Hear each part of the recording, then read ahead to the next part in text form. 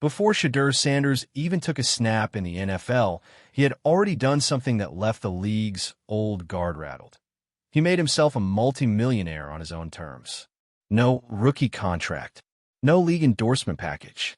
No waiting for approval from team marketing departments. Just raw strategy, relentless branding, and a level of business foresight you usually see from someone who's been at this game for decades.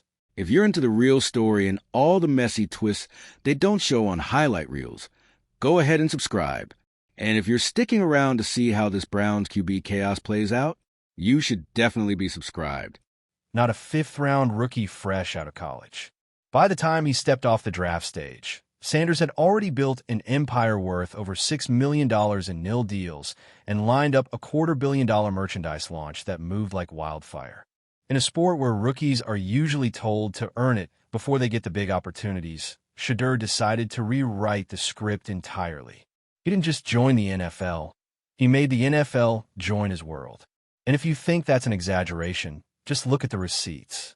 Before playing it down, he had long-term equity partnerships with brands, merchandise that sold out in hours, and a social media presence more powerful than most established veterans. The brilliance of it all wasn't just in the money. It was in the model. Shedeur didn't chase quick endorsement checks like so many young athletes do. He went after ownership stakes, the kind of deals that keep paying long after the playing days are over. That's how you flip from being a player with a brand to being a brand that happens to play football. He understood something most rookies never grasp until it's too late. If you control the narrative, you control the leverage. That's why the $6 million in nil deals from his college days wasn't just about stacking cash. It was about laying a foundation. Every partnership was chosen with a bigger picture in mind. He wasn't slapping his name on every product that came his way. He picked brands that matched his image, negotiated for equity where possible, and tied his deals to long-term growth. The moment he entered the NFL, he wasn't just introducing himself to fans. He was introducing a business portfolio. And then came the $250 million merchandise launch. Let's put that in perspective. Most rookies are thrilled to sell a few thousand jerseys in their first year. Shedeur's drop wasn't just a jersey. It was a cultural event. It had its own marketing campaign, its own aesthetic, and its own fan economy. He'd built such a loyal following during his college career that people didn't need to wait for NFL highlights to rep his gear. They were already invested in him, his story, his attitude, and his defiance of the traditional path. That's the part that makes the NFL uneasy. The league is used to controlling the spotlight. Players, especially rookies, usually need the NFL's massive platform to become household names. Shedeur flipped that power dynamic. He arrived with his own audience, one big enough and loyal enough to drive massive revenue without the league's help. That kind of independence isn't just rare, it's disruptive. If more athletes realize they can build their own empires before they even enter the league, the NFL's grip on branding and marketing control starts to loosen.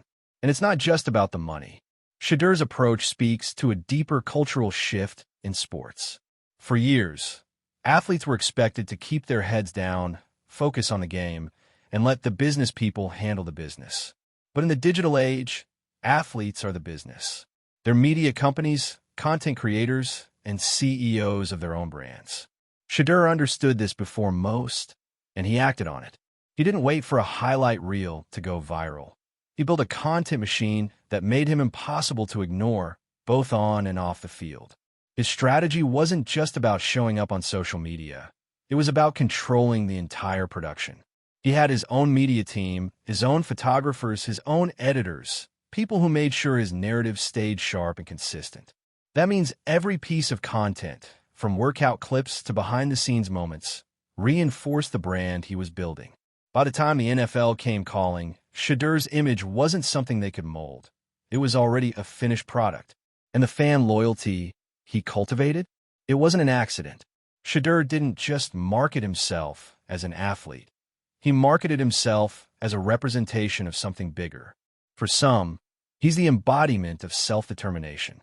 For others, he's proof that you don't need the traditional stamp of approval to win.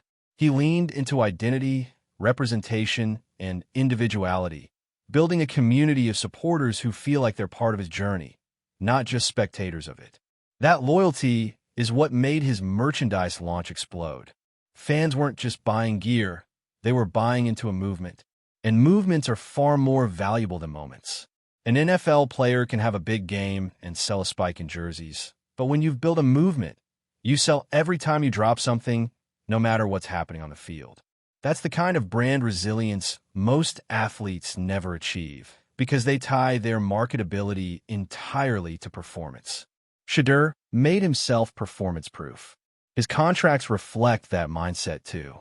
Instead of just signing standard endorsement deals, he's baked in marketing campaigns, content collaborations, and creative control. In some cases, he's even structured agreements so that he profits from the overall success of the brand, not just his individual sales. That's not a rookie move, that's a CEO move. And it's exactly why people are calling him a walking enterprise instead of just a football player. The ripple effects are already starting. You can bet there are agents and college athletes watching Shedeur's playbook closely, taking notes on how to build leverage before stepping into the league. The old formula, get drafted, play well, hope for endorsements, just got flipped upside down. Now it's build the audience, monetize the brand, then use the NFL as one of many platforms. And that's where the NFL panic sets in. The league thrives on being the gatekeeper of fame in football. When a player can walk in with fame, fortune, and an independent platform, they're harder to control. They can negotiate differently. They can push back on media obligations, sponsorship restrictions, even certain team requests. It doesn't make them untouchable, but it does make them uncommonly powerful for a rookie. In a way, Shedeur's story is about more than sports. It's about how the balance of power is shifting in all industries. Just like independent musicians no longer need record labels to go platinum, athletes no longer need leagues to be stars. Social media, nil opportunities, and direct-to-consumer platforms have opened the door for talent to go straight to the fans. The players who understand how to combine skill with savvy will always have the edge. The irony is the NFL will still benefit from Shedeur's rise. His popularity brings more eyeballs to the game, more attention to his team, and more merchandise sales league-wide.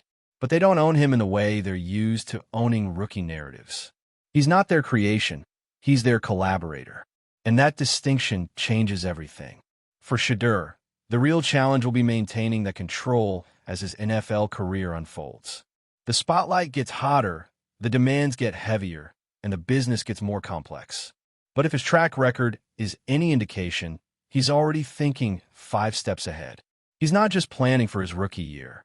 He's planning for his legacy, both as an athlete and as a businessman. The beauty of what Shedeur Sanders has done is that it's not an accident. This wasn't a lightning-in-a-bottle viral moment or a lucky break from a random sponsorship that blew up. It was calculated from the very beginning, with the same precision you'd expect from a quarterback reading a defense. Every step, from his days at Colorado to the moment he walked across that NFL draft stage, was part of a bigger vision, becoming a business that plays football, not just a football player trying to do business. And that distinction is everything. When you're a football player doing business, you're always reactive. You wait for brands to call you. You wait for the NFL to put you in the spotlight. You wait for game performances to determine your value. But when you're a business that plays football, you're proactive. You choose the brands. You control the spotlight. You dictate your value before you even hit the field. Shedeur understood that the second nil deals became a thing in college athletics. His $6 million in nil earnings while at Colorado wasn't just about cashing in. It was about training. Training himself to negotiate like an entrepreneur. Training his fan base to see him as a figure beyond the jersey. Training the market to expect that if you work with Shedeur Sanders, you're entering a long-term partnership, not a one-off ad campaign.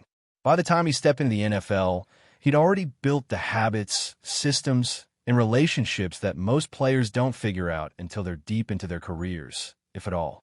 And the most fascinating part? He did it all without begging for validation from the traditional sports media. In fact, he bypassed them entirely. Instead of hoping a major network would run a segment on him, he became the network. He invested in his own production teams, creating content that reached millions without going through any middleman. Workout videos, behind-the-scenes access, lifestyle shots. Every piece was curated to build his narrative on his terms. When you own your story, no one else can twist it for their benefit. That self-owned media machine is also why his $250 million merchandise drop didn't just make money, it made history. This wasn't some standard rookie jersey rollout done through the NFL shop. This was a standalone cultural event. Think about that. A fifth-round rookie turned his draft moment into a personal Super Bowl of branding. And he did it without waiting for the league's marketing team to greenlight him. He went straight to his audience, who didn't need convincing because they'd already been riding with him for years. That's the other thing about Shedeur's strategy. It's built on relationship equity. He didn't just collect followers. He built a loyal community. In today's sports economy, followers are just numbers. Loyalty is what moves the needle. Anyone can click follow, but not everyone will spend money on your gear, share your content, or defend you when the critics come. Shedeur's fans aren't just watching. They're participating in his journey. They feel like they have a stake in his success, which makes them far more valuable than casual spectators. This is where the power shift becomes undeniable. In the old NFL model, the league was the ultimate gatekeeper. Players got famous because they were in the league. The league owned the stage, the distribution, and the fan access. Shedeur flipped it. He brought his own stage, his own distribution, and his own fan base. Now the NFL has to share. That's a different kind of relationship. One where the player doesn't automatically have to bend to every marketing rule and appearance request, because he can always go directly to his audience without them. And here's the thing. The NFL can't really fight this without looking bad. They can't punish a player for being popular. They can't tell him to stop making money from fans who love him. All they can do is adapt, and that's the part that has the league a little nervous. If Shedeur's model becomes the norm, the league's grip on controlling player narratives starts to loosen across the board. Even the structure of his deals is disruptive. Instead of signing away his likeness for a flat fee, he's taking equity stakes in companies. That means when those companies grow, he grows. It also means he's invested in their long-term success, which makes him a better partner than an athlete who's just collecting a check. Brands love this because it feels authentic. Fans love it because it feels like he's actually part of the product. And Shedeur loves it because, over time, those equity deals could dwarf his NFL salary. Now, let's talk about the cultural side of this. Shedeur's brand isn't built solely on being an athlete. It's built on identity, confidence, and defiance of the normal route. He represents a generation of players who refuse to wait for permission. In a world where younger fans value personality and authenticity as much as performance, this matters. Shedeur's brand isn't just about the touchdowns he might throw in the future. It's about what he stands for right now. Representation plays a big role in that. He's not just an athlete. He's a face that young players and fans can see themselves in. He's transparent about his grind, proud of his roots, and unapologetic about his ambition. He's proof that you can come from outside the first-round darling club and still command the spotlight. That resonates with fans who feel overlooked themselves, and it builds a connection deeper than sports. His decision to build and control his own media presence also means he can integrate his football story into broader cultural conversations. He's not limited to the sports page. He can drop into lifestyle, fashion, business, and entertainment spaces seamlessly. That's why he's a walking enterprise. He's not siloed. He's portable. His brand travels across industries, which is why that merchandise drop was bigger than just sports merch. It was a statement piece in culture. The long-term implications for the NFL are huge. Imagine if more players followed this blueprint. Rookies walking in with millions already in the bank, established fan bases, and independent content platforms. Suddenly, teams aren't just drafting players. They're onboarding entire media ecosystems. That changes negotiations, locker room dynamics, and even how the league markets itself. For Shedeur, the genius of all this is that it works whether or not he becomes a superstar on the field. Obviously, on-field success will amplify everything, but his business model isn't dependent on it. He's already built revenue streams that will keep running regardless of his stat line. That's almost unheard of for a rookie. Most players' earning power collapses if they don't perform. Shedeur's is insulated because his brand is bigger than his job title.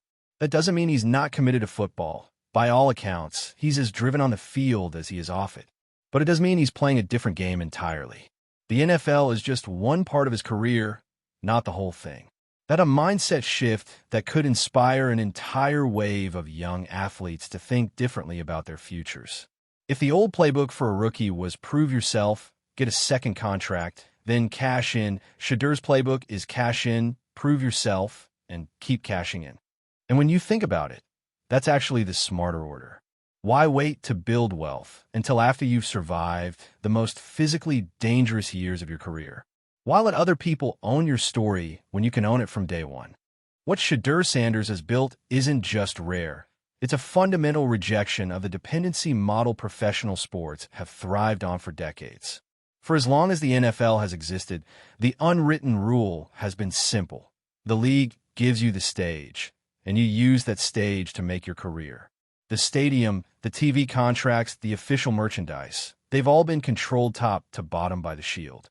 Players have historically been the product, not the platform. Shedeur flipped that before his rookie cleats even hit the grass. And what's wild is how natural it looks on him. There's no sense that this is a player awkwardly trying to juggle football and business, like so many rookies who dive into endorsements without a plan.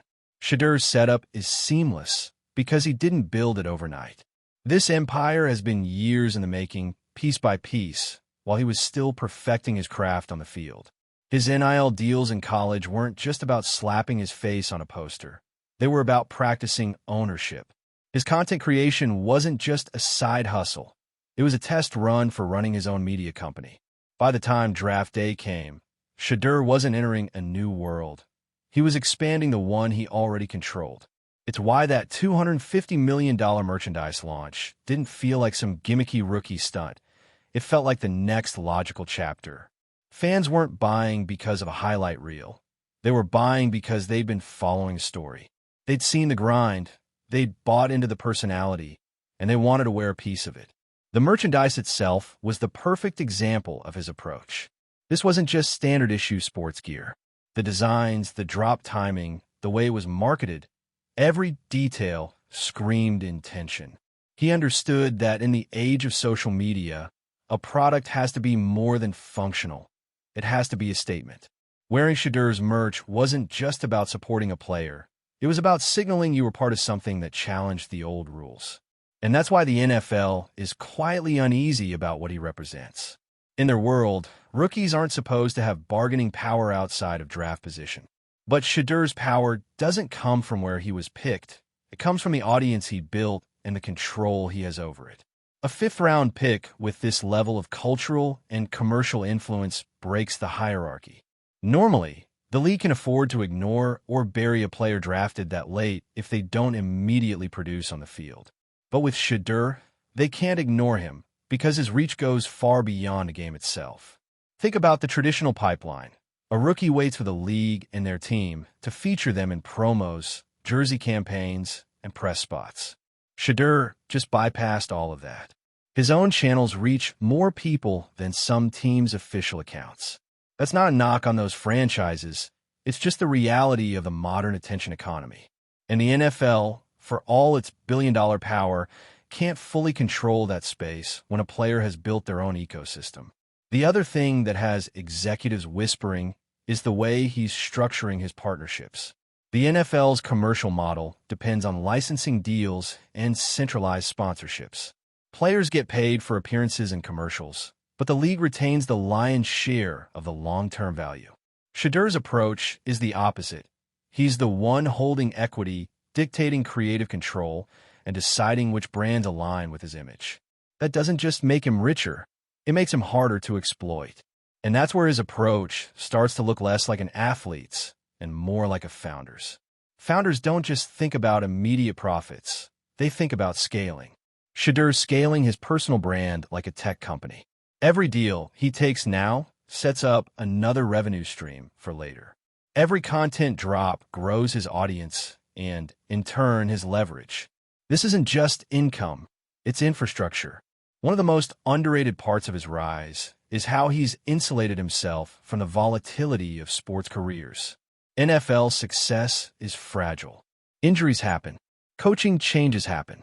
Systems change.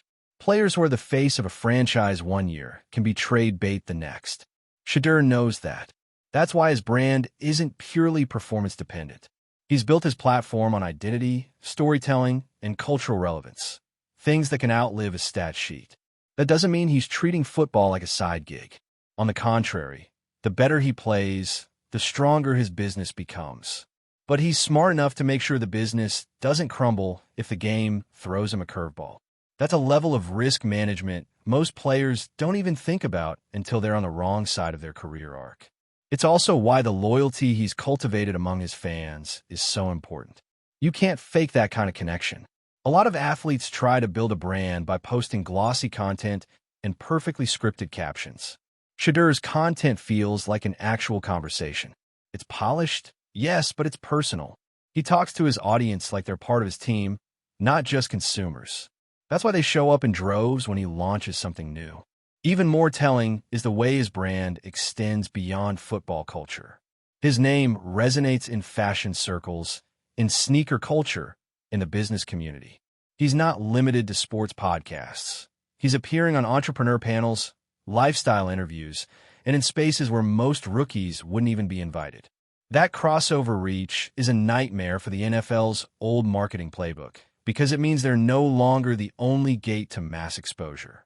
Another quiet ripple effect of his strategy is what it teaches younger athletes still in high school or college. They're watching this and realizing they don't have to wait for the draft to start building power. They can start now, building audiences, negotiating smart nil deals, learning the basics of content ownership. If they do, by the time they hit the pros, they'll be in a similar position to Shedeur, already established, already bankable, already independent. The downstream impact could be massive. Imagine an NFL where the majority of rookies walk in with pre-built audiences in the millions, equity deals already on the table, and brand partnerships they control outright. That flips the balance of power in subtle but significant ways. The league would have to adapt, shifting from creator of stars to partner of stars. And that's exactly the position Shedeur has placed himself in: partner, not product. The most fascinating part, though, is that all of this is happening before his rookie season even begins. We haven't seen the full extent of what happens when the business machine he's built starts feeding off in-game highlights, clutch performances, and potential playoff runs. Right now, his brand is running on pre-NFL momentum. Once he starts stacking NFL moments on top of that, the scale could be exponential. And while critics might say this kind of off-field focus is a distraction, there's no evidence to back that up in Shedeur's case. In fact, the discipline it takes to run this kind of operation might actually sharpen his game. He's not winging it. He's operating with a plan, and plans require focus, delegation, and time management. Those are the same qualities that make an elite quarterback on the field. Ultimately, Shedeur Sanders is doing something that every industry eventually faces: forcing the establishment to evolve. In music, streaming services broke the label stranglehold. In media, independent creators challenged legacy news outlets. In sports, the equivalent is happening right now, and Shedeur is one of the clearest examples. He's not just a case study in athlete entrepreneurship. He's a proof point that the system doesn't have to work the way it always has. The NFL may not love the precedent, but they can't stop it. And deep down, they know it's not just about him. He's the first wave of a shift that will change how players enter the league, how they negotiate, and how they define success. For decades, rookies have been told they need the league more than the league needs them.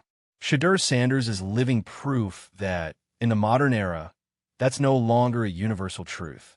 If he delivers on the field, and all signs point to him having the talent to do it, his impact will go beyond stats and game wins.